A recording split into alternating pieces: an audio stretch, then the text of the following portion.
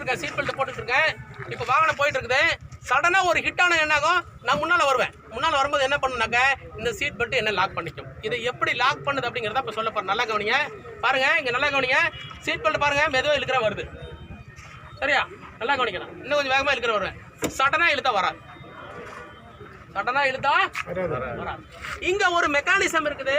இந்த மெக்கானிசம் வந்து ஒரு நர்லிங் மாதிரி இருக்கும், ஒரு ஒரு கியர் வீல் மாதிரி இருக்கும். அந்த கியர் வீலில் போய் வேகமாக இழுத்தா சிக்கிக்கும். மெதுவாக எழுதிங்கன்னா அப்படி சுற்றி வரும், மெதுவாக எழுதிங்கன்னா வரும். ஆனால் வேகமாக எழுத என்ன ஆகும், போய் சிக்கிக்கிட்டு வராது. சரி, இது இப்படி பிடிச்சிக்கிச்சுன்னா நான் இறந்து போயிடுவேனே. இது இப்படி டைட்டாக பிடிச்சிக்குது. இப்படி பிடிச்சிக்கிச்சுன்னா இதுக்கப்புறம் என்னால் அந்தாண்ட வர முடியாது, மூச்சை விட முடியாது, இறந்து போயிடுவேன். அப்படி ஆகுமாண்ணா? ஆகாது. என்ன ஆகும் அப்படின்னாக்க, உங்களுக்கு விபத்தின் போது ஒரு வாகனம் 4 இருந்து 12 முறை அதிரும். அந்த அதிர்வு வரும்போது ஒரு ஹிட் வருதுல்ல, அப்போ வந்து இந்த சீட் பெல்ட்டை பிடிக்கும். அதிர்வு விட்டோன்னு போயிடும், பிடிக்கும், போயிடும். 8 முறை அதிர்ந்தால் 8 முறை பிடிக்கும். 9ஆவது முறை சீட் பெல்ட் விட்டுரும். புரியுதா என்ன சொல்றேன்? என்ன சொல்ற புரியுதா? அப்ப வண்டி நிற்கும் போது சீட் பெல்ட் என்ன இருக்கும், ரிலீஸ் ஆயிடும். அப்ப நம்ம என்ன பண்ணலாம், பட்டனை ஓபன் பண்ணிட்டு வெளியே வந்துடலாம். இந்த சீட் பெல்ட் இருந்தால் மட்டுமே நம் வாகனம் 10 முறை உருண்டா கூட நமக்கு ஒண்ணுமே ஆகாது. 10 முறை ஒரு வாகனம் உருண்டுது அப்படின்னாக்க, ரோல் ஓவர் ஆகுதுன்னா அவர் கிட்டத்தட்ட 40 முறை அடிபடுவார். எப்படின்னு தெரியுதா? 4 பக்கம், ரைட்ல ஒரு அடி, மேல ஒரு அடி, லெஃப்ட்ல ஒரு அடி, கீழே ஒரு அடி. ரைட்ல ஒன்று ஒரு முறை சுத்தும் போது 4 அடி. அப்ப 10 முறை சுத்துச்சுன்னா 40 அடி. ஒவ்வொரு டைமும் ஒவ்வொரு சிறு காயம் பட்டா கூட 40 அடி பட்டுச்சுன்னா என்னால் உயிருடன் இருக்க முடியாது. புரிஞ்சா? புரிந்ததா? அப்ப நம்ம என்ன பண்ணிருக்கணும், இதே சீட் பெல்ட் போட்டிருந்தா ரோலர் கோஸ்டர் மாதிரி நீ எந்த பக்கம் சுத்தினாலும் வண்டி மட்டும் தான் சுத்திட்டு இருக்கும், வண்டி மட்டும் தான் அடிபட்டு இருக்கும். நான் சீட்ல இருந்து இந்த பக்கம் வரவே மாட்டேன். பின்பக்கம் எனக்கு வந்து குஷனு, முன்பக்கம் சீட் பெல்ட், எது மேலேயும் போய் பட மாட்டேன். விபத்து முடிஞ்சதுக்கு அப்புறம் வாகனம் நின்னதுக்கு அப்புறம் சீட் பெல்ட் கட்டிட்டு வெளியே வரும். புரிஞ்சிச்சா? புரிஞ்சுதா? சீட் பெல்ட்டோட கான்செப்ட் தெரிஞ்சிருச்சா? இத்தனை நாள் நமக்கு தெரியாது. இன்னும் பலர் நினைச்சிட்டு இருக்கிறாங்க ஃப்ரண்ட்ல இருக்கிறவங்க மட்டும் சீட் பெல்ட் போட்டா போதும், ரியர்ல இருக்கிறவங்க தேவை. ஆனால் சரியா, ஆஸ் பர் அதாவது ரெக்கார்டு படி பின்னால் இருக்கிறவங்களுக்கு அதிக விபத்து ஏற்படும், அதிக காயம் ஏற்படும். எவ்வளோ அப்படின்னாக்க பாருங்க, WHO சொல்லுது முன்பக்கம் இருப்பவருக்கு 40%, பின்பக்கம் இருக்கிறவருக்கு 70%. யாருக்கு அதிகம்? ஏன் அவங்களுக்கு அதிகம் அப்படின்னு கேட்டா அதுக்கு ப்ரூஃப் இருக்கு. ஏன் அப்படின்னாக்க, நான் இந்த டிரைவிங் சீட்ல இருக்கிறவரு அடிபடும் போது ஒரு அடியிலே போய் அவரோட ஒரு பாயிண்ட் போய் டச் பண்ணிடுறாரு. அது ஸ்டேரிங்கோ கண்ணாடி, ஒரு அடியிலிருந்து 2 அடியிலே. ஆனா பின்பக்கம் இருக்கிறவரு 5 அடி தூரம் வந்து இதை சந்திக்கணும். அப்போ ஃபோர்ஸ் இன்டு டிஸ்டன்ஸ், எல்லாத்துக்கும் ஒரே ஃபோர்ஸ் தான், ஆனா டிஸ்டன்ஸ் மாறுபடுது. அப்போ அவரோட அடிபடும் தன்மையும் அதிகமாகும். ஆகவே பின்னே இருப்பவர் தான் முதல்ல இருப்பார். புரிஞ்சிச்சா? நம்மள நினைச்சிட்டு இருக்கிறோம் டிரைவர் மட்டும் சீட் பெல்ட் போட்டா போதும்.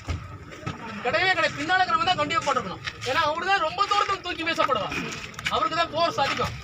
அதனாலதான் நீங்க எந்த ஒரு மரத்துல போய் ஹிட் பண்ணிருக்கிற ஆக்சிடென்ட்லாம் பாத்தீங்கன்னா பின்னால இருக்கிறவங்க இறந்துருப்பாங்க, முன்னால இருக்கிறவங்க அடிபட்டு இருப்பார். புரிஞ்சிச்சா? என்ன புரிஞ்சிச்சா?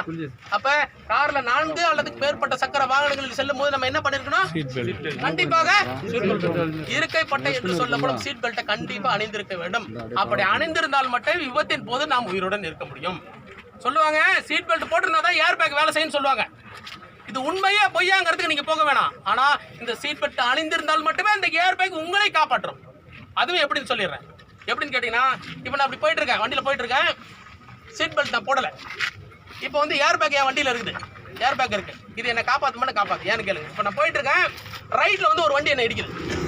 ரைட்ல அடிச்சா நான் எங்கே போய் விழுவேன், லெஃப்ட்ல போய் விழுவேன். இப்போ இந்த பக்கம் போய் இப்படி விழுந்துட்டேன். இந்த ஏர் பேக் வந்து 400 கிலோமீட்டர் வேகத்தில் பயணிக்கும், 400 கிலோமீட்டர். சரியா? அப்போ 400 கிலோமீட்டர் வேகத்தில் வேகமாக வரும். அது ஃப்ராக்ஷன் ஆஃப் செகண்ட்ல வரும். அது வந்து வெறும் 50 மில்லி செகண்ட்ல வந்துடும். 50லேருந்து 100 மில்லி செகண்ட்ல வெளியே வந்துடும். சரியா? அதாவது ஒரு செகண்டே 1000 பிரிக்கிறது, அதெல்லாம் 100 செகண்ட்ல வெளியே வந்துடும், மில்லி செகண்ட்ல வெளியே வந்துடும். இப்போ நான் வலது பக்கம் போகும்போது இந்த ஏர் பேக் எங்க இருக்கும், ஏர் பலூன் எங்க வரும், இது ஏன் வெளியே போகுது? நான் தானே கார் வாங்கணும், என்ன நோக்கில வரணும், வராது. அதனோட டிசைன் அது மாதிரி தான். இது நேரா தான் வரும். நான் அப்பொழுது இங்க இருக்கிறேன், இது என்ன காப்பாத்துமா? காப்பாத்து. அப்ப இது காப்பாத்துனா என்ன பண்ணிருக்கணும், நான் சீட் பெல்ட் போட்டு ஒரே இடத்தில் இருந்தால் மட்டுமே முன்னால போறதை இது நடக்கும். முன்னால இருந்து ஏதாவது ஒரு ஃபாரின் மெட்டீரியல் என்னை இடிக்க வந்ததுன்னா இந்த ஏர் பலூன் என்னை காப்பாற்றும். ஏர் பலூன் வெறும் 2 செகண்ட் தான் பர்ச்சேஸ் ஆகும், அதுக்கப்புறம் திரும்பவும் காத்துலாம் போயிடும். ஏன் அப்படின்னு கேட்டீங்கன்னா, அந்த ஏர் பலூன் அப்படியே இருந்துச்சுன்னா என்னால் மூச்சு விடாம இறந்துருவேன். அதுக்காக அந்த டிசைன் 2 செகண்ட் தான் இருக்கும். அந்த 2 செகண்ட்குள்ள ஆக்சிடென்ட் எல்லாமே முடிஞ்சு போயிடும். முடிஞ்சதுக்கு அப்புறம் இந்த ஏர் பலூன் போய் அமைங்கிரும். நான் சீட் பெல்ட்டை கழட்டிட்டு கீழே இறங்கி. புரிஞ்சிச்சா? புரிந்ததா? சீட் பெல்ட் புரிஞ்சுதா? இந்த மாதிரி ஒரு சீட் பெல்ட்டோட விளக்கம் நெட்ல யாரை பார்த்துருக்கீங்களா? வேற யாரும் சொல்லி கேள்விப்பட்டிருக்கீங்களா? சினிமாவில் எதுவும் பார்த்துருக்கீங்களா? அதுக்கு தான் சொன்னேன், இந்த விஷயத்தை நீங்கள் கேட்டுட்டு போங்க, கண்டிப்பாக இது உங்களுக்கு காப்பாற்றும். எனக்கு ஒரு விஷயம் செய்யணும், இந்த சீட் பெல்ட்டும் இந்த ஹெல்மெட்டும் இன்னைக்கு சொன்ன விஷயத்த தயவு செய்து எனக்காக ஒவ்வொருவரும் குறைந்தபட்சம் ஒரு 5 பேருக்கு போய் சொல்லுங்கள். அது உங்கள் ஃபேமிலி மெம்பராக இருந்தாலும் சரி, நண்பர்களாக இருந்தாலும் சரி, சொல்லி எல்லாத்தையும் மாற்றுங்க. தயவு செய்து மாற்றுங்க. தலைக்கவசம் எவ்வளோ அவசியம் சொல்லுங்கள். அதே போல் இந்த சீட் பெல்ட் எவ்வளோ அவசியம் சொல்லுங்கள். இப்போ டவுட் இருக்கிற ஒருத்தர், ஆமாம் நீ இந்த சீட் பெல்ட் வந்து இழுத்து போகிறோம், நான் சொன்னது சரியானு பாருங்கள். நான் ஏதாவது சும்மா போய் சொல்லிட போனேன். இல்லைங்க, கொஞ்சம் வேகமாக இல்லைங்க. லாக் ஆகுதா? இப்படி தான் லாக் ஆகிடும். இல்லை பிடிங்க. இப்போ லாக் ஆகிடுச்சு. இதுக்கப்புறம் லைட்டாக அப்படி விட்டால் போயிடும். திரும்ப பிடிக்கும்.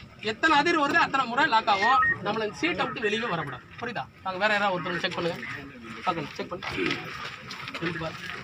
எதுவும் இல்லை, வேகமாக லாக் ஆகுதா? திரும்ப விட்டா போயிடும். சரி, அப்படி வேற டவுட் இருக்குதா? வேற டவுட் புரிஞ்சிருச்சா? இப்போ சீட் காரில் போகும்போது சீட் பெல்ட் போட்டுக்கலாமா? சரியா? சரி, யாராவது உங்களோட கருத்துக்களை சொல்வது என்னன்னு சொல்லலாம். அதாவது இப்போ எடுத்த